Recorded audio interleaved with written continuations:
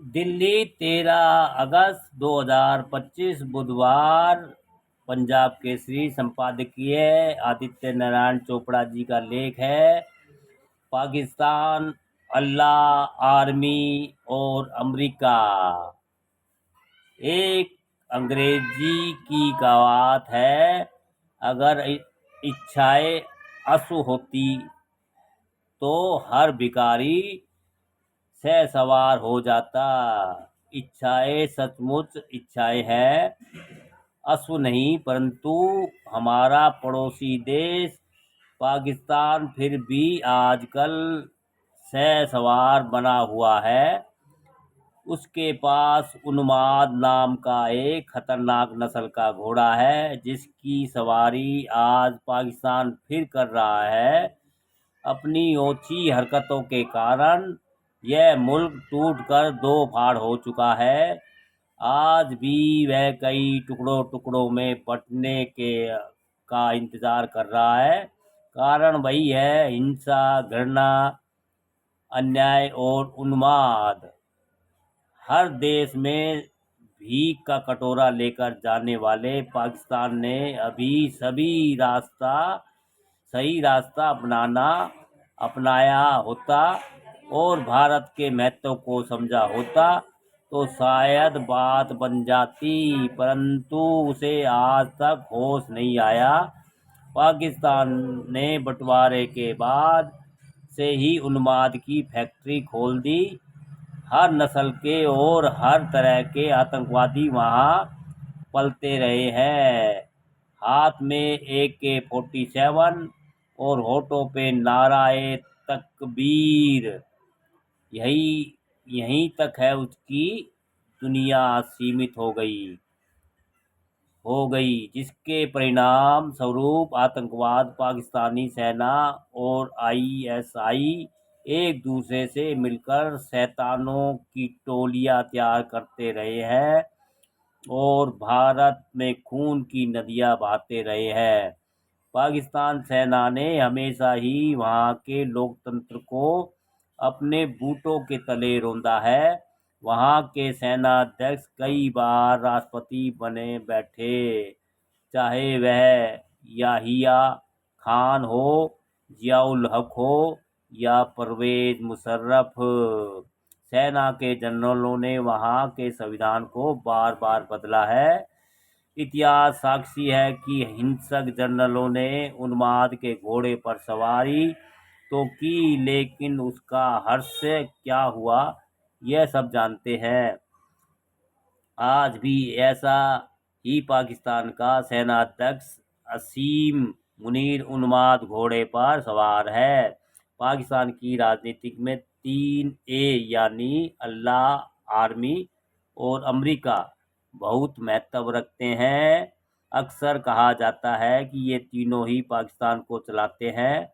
सत्ता के फैसलों से लेकर सत्ता परिवर्तन तक सब कुछ इनमें से किसी एक द्वारा निर्देशित होता है। आज पाकिस्तान फिर से अमेरिका की गोद में बैठ गया है और डोनाल्ड ट्रंप उसे फिर दुलार रहा है।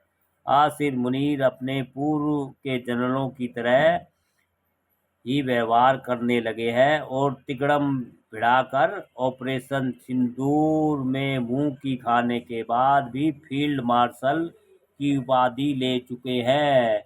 ऐसा आभास हो रहा है कि पाकिस्तान में शहबाज शरीफ का तख्ता पलट कभी भी हो सकता है, क्योंकि मुनीर अमेरिका के समर्थन से पाकिस्तान के प्रधानमंत्री बन सकते हैं। पाकिस्तान के सेना प्रमुख लंबे समय से मानते रहे हैं कि उनके शब्दों में एक तरह का जादू होता है। सही जगह पर कहे गए कुछ वाक्य अंतर्राष्ट्रीय राय बदल सकते हैं, भारत के संकल्प को हिला सकते हैं और वाशिंगटन में अपनी प्रासंगिकता फिर से स्थापित कर सकते हैं। इस भ्रम में फंसने वाले सबसे नए व्यक्ति है फील्ड मार्शल असीम मुनीर। 2 महीने से भी कम समय में उन्होंने अमेरिका की 2 बार यात्रा की है। ट्रामा की उनकी दूसरी यात्रा अमेरिकी सैनिक अधिकारियों के शानदार स्वागत और व्यापक रणनीतिक खेल में एक खिलाड़ी के रूप में देखे जाने की स्पष्ट उत्सुकता के साथ हुई। प्रवासी दर्शकों के सामने उन्होंने कड़े शब्दों का इस्तेमाल करते हुए दावा किया कि अगर भारत सिंधु नदी पर बांध बनाएगा तो पाकिस्तान उन्हें 10 मिसाइलों से नष्ट कर देगा। मानो यही नाटकीयता काफी नहीं थी। उन्होंने आगे कहा कि अगर पाकिस्तान को अस्तित्व का संकट झेलना पड़ा तो वह आधी दुनिया को अपने साथ ले जा सकता है। यह कोई निजी तौर पर कही गई बात नहीं है। यह किसी आधिकारिक यात्रा के दौरान विदेशी धरती पर सार्वजनिक रूप से किए गए सोच समझकर रचे गए उकसावे हैं। मुनीर की धमकियों कोई नई नहीं है। पाकिस्तान हर नया सेनाध्यक्ष, सेना प्रमुख फिल्मी खलनायक की तरह डायलॉग बोलते रहता है। कश्मीर पाकिस्तान के गले की नस है। यह सब सुनते सुनते भारत के कान पक चुके हैं। पाकिस्तान के हुक्मरानों की परमाणु बम की धमकी भी कोई नई नहीं है। भारत भी लगातार पाकिस्तान की धमकियों का मुंहतोड़ जवाब देता रहा है। लगातार कहता रहा है कि वह पाकिस्तान की परमाणु की धमकी के आगे झुकेगा नहीं। मुनीर की अमेरिका यात्रा का कूटनीतिक पहलू भी है कि मुनीर की यात्रा ऐसे समय पर हो रही है जब ट्रंप के दूसरे कार्यकाल में अमेरिका भारत के रूस से तेल और हथियार खरीदने, स्वतंत्र विदेश नीति अपनाने के रूप में चिढ़ा हुआ है। ट्रंप ने अमेरिका को गले लगाने का उद्देश्य भारत पर दबाव डालना ही है और पाकिस्तान की समस्या ये है कि उसे कुछ याद नहीं रहता। पाकिस्तान हुक्मरान नेहरू लियाकत अली समझौता भूल गए। 1965 की जंग के बाद ताशकंद समझौता भूल गए। 1971 के युद्ध में करारी हार को भूल गए। उसे यह भी याद नहीं है कि भारत ने पाकिस्तान के 93,000 सैनिकों को रस्सियों से बांध कर रखा था और शिमला समझौते के बाद उन्हें छोड़ा गया था।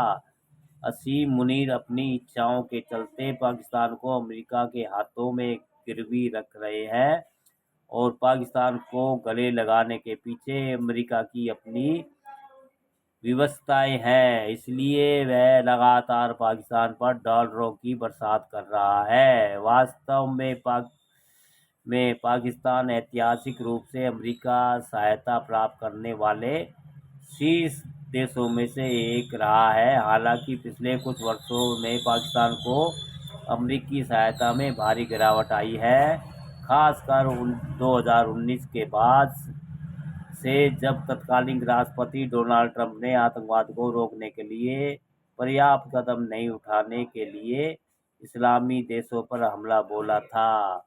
2020 में जब बाइडेन ने पदभार संभाला तो संबंध और भी अधिक खराब हो गए।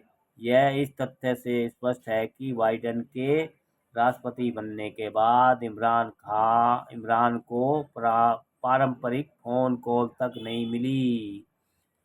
दोनों के संबंधों में ठहराव आया और डोनाल्ड ट्रंप का पाकिस्तान की तरफ झुकना नाटकीय परिवर्तन है। इसे एक सामरिक बदलाव माना जाए या ट्रंप की नौटंकी, इसका पता तो बाद में चलेगा। अमेरिका को भारतीय बाजार की उतनी ही जरूरत है जितनी कि अन्य देशों को। अमेरिका का हिंद प्रशांत गणित भी भारत पर ही निर्भर करता है। इसलिए भारत को अपने अड़िग रास्ते पर ही चलना होगा। कोई भी ताकत भारत को झुकाने में समर्थ नहीं है। भारत शांति का समर्थक है, लेकिन शांति के पौधों को सींचने के लिए कभी कभी रक्त की जरूरत भी पड़ती है और भारत इसके लिए हमेशा तैयार है। दोस्तों, अच्छा लेख है पाकिस्तान, अल्लाह, आर्मी और अमेरिका। दोस्तों, हमारी वीडियो आपको अच्छी लगती है या कुछ जानकारी मिलती है तो भाई लाइक कमेंट शेयर भी करते रहिए, हौसला बढ़ाते रहिए दोस्तों।